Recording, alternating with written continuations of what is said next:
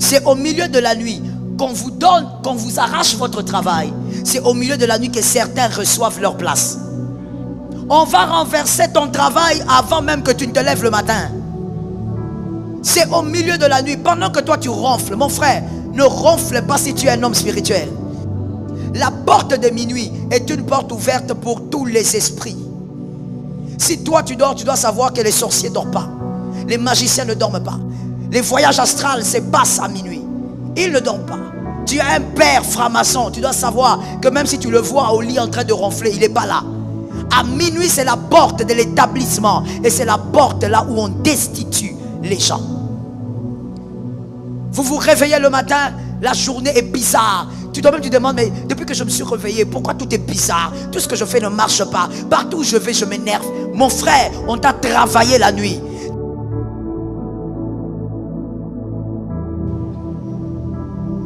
Écrivez et retenons pour la vie. Il y a des portes spirituelles selon les heures.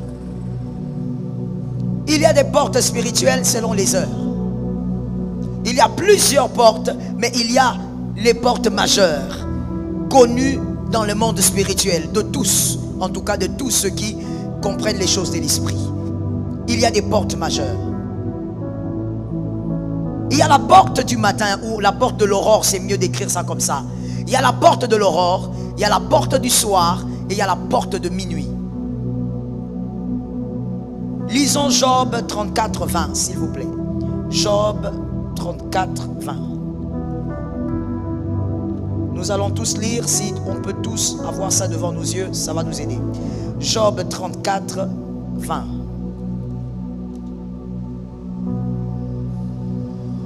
Les versions sont différentes, mais je pense que la plupart, vous avez 8 secondes. Job 34, 20. Est-ce que vous avez trouvé? On peut lire. Vous avez trouvé? À gauche, vous avez trouvé? D'accord. À droite, vous avez trouvé? De l'autre côté? On y va. 1, 2, 3. S'il vous plaît, nous sommes en train de lire la parole de Dieu. 1, 2, 3.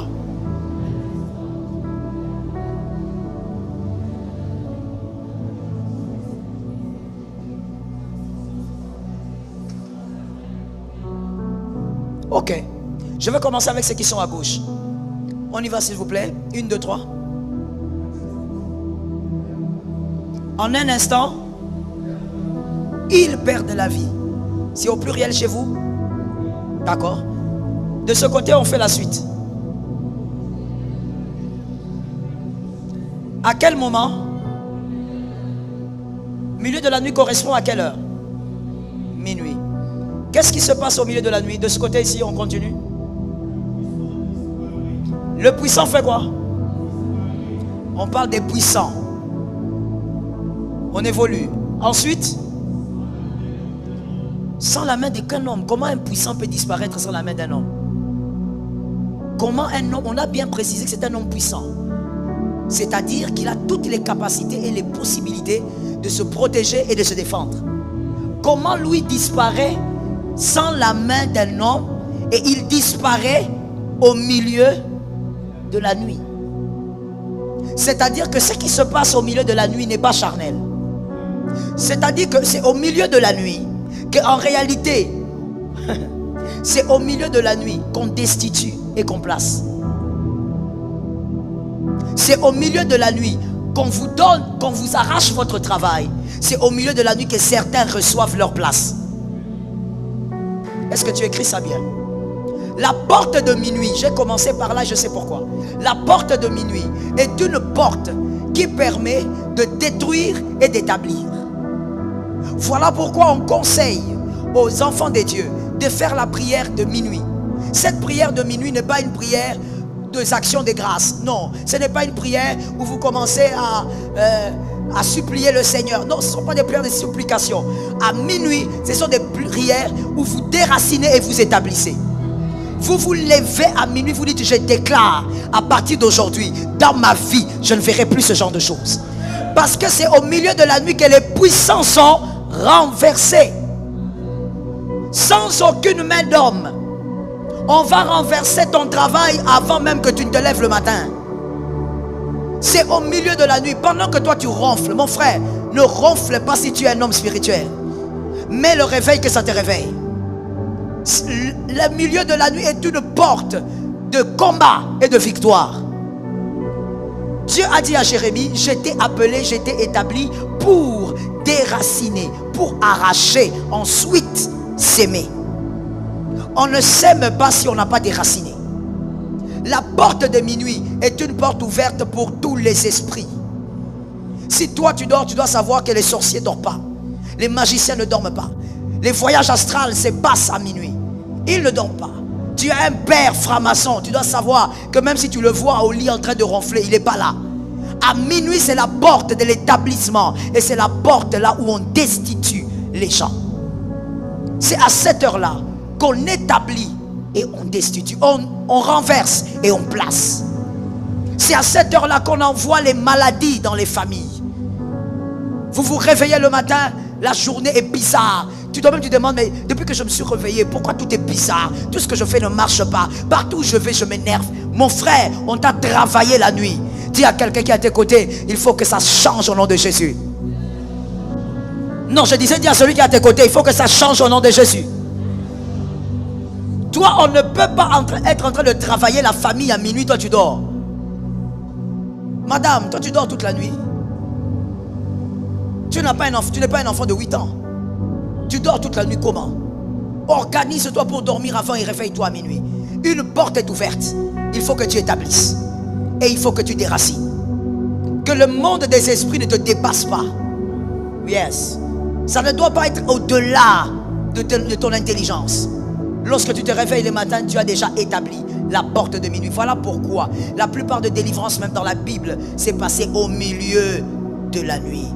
Paul et Silas, les chaînes sont tombées au milieu de la nuit. La plupart, Pierre, l'ange est venu le délivrer de la prison. C'était au milieu. D'ailleurs, on disait que Pierre dormait, il ronflait. L'ange l'a tapé, il a dit, réveille-toi monsieur. C'était au milieu de la nuit. La délivrance se passe à minuit. C'est à minuit que tu dois établir la délivrance de ta famille, de ta vie. C'est à minuit que tu dois placer les bornes. Tu dis à partir d'aujourd'hui, esprit de mort, tu te limites là. Tu ne dépasseras pas ça. Tu déclares à minuit, tu dis à partir d'aujourd'hui, je ne veux qu'aucun de mes enfants ne soit hospitalisé. Ils vont grandir sans entrer là-bas. Ça tombe sur toi, tu es distrait. Si tu es distrait, ça tombe sur un autre.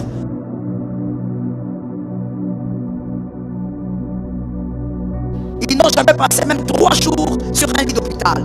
Oh oui, ça existe. Tout dépend de ce que toi tu crois. Le monde des esprits fonctionne avec la foi. Tu crois, ça marche. Tu ne crois pas, tu subis. Dis à un voisin, ne subis pas. Plusieurs orateurs ici ont dit, il faut prier. Il faut prier. Il faut s'élever en prière. Mais on ne prie pas n'importe comment. Sinon un jour tu vas dire, j'ai trop prié, je n'ai rien vu. On ne prie pas n'importe comment. On prie sans cesse, mais avec stratégie. Est-ce que quelqu'un m'a entendu? On prie sans cesse, mais avec stratégie.